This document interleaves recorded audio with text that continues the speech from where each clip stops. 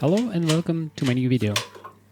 I will make small updates about color analyzer. I print the dome to calibrate the color, and it's the first prototype, and idea was to just create the integration sphere, or at least the shape which is close to calibration, instead of using this type of setup with the lens on top.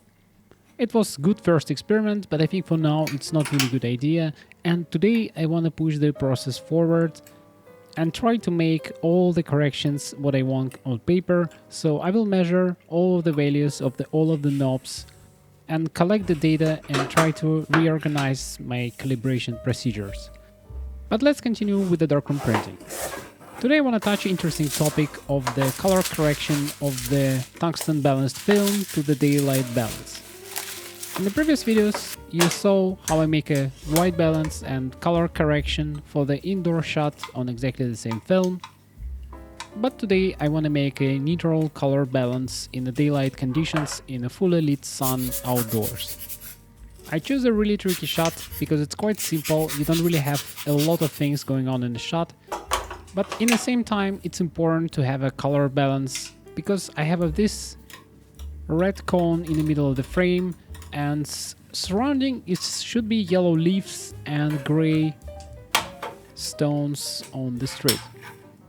As always, I start with the framing of the shot and pull up my focus finder and try to focus on the grain. And now, because I'm wearing glasses, I all the time think it will be a really good idea to have a tool with a diopter correction on the focus finder.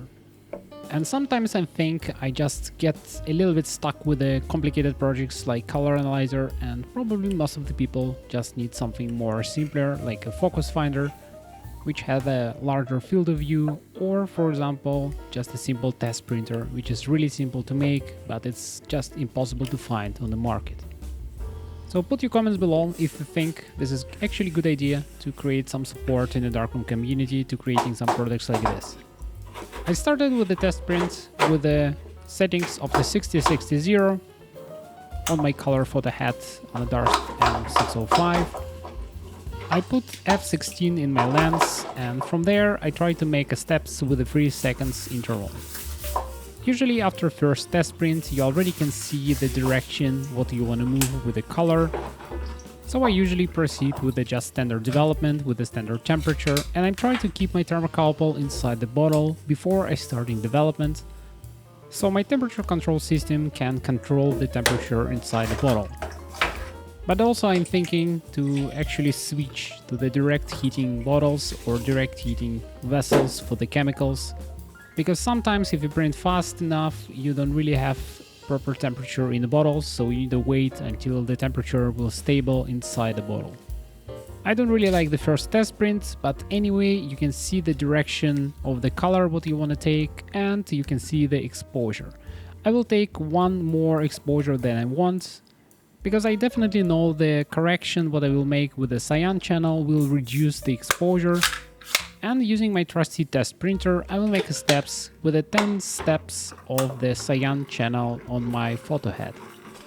As you saw from the test print, the shot looks actually like most of the scans from the 500T film, and honestly I have no idea why, and in principle I think you just need to put the filter before scanning. Otherwise you don't really have a dynamic latitude for the whole range of the 500T. So in principle you will sacrifice your blue channel in your scans and don't really have a lot of data there.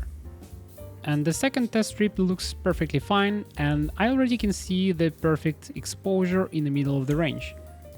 As you can see from this test strip, my colors go from the cyan to red color, and sometimes unexperienced people can actually mistake this correction from yellow to blue, and it really depends on the scene what you're shooting, and sometimes you just need to understand your exposure, and mostly you need to understand what material you're actually working with and which type of deviation you're expecting to have on the paper.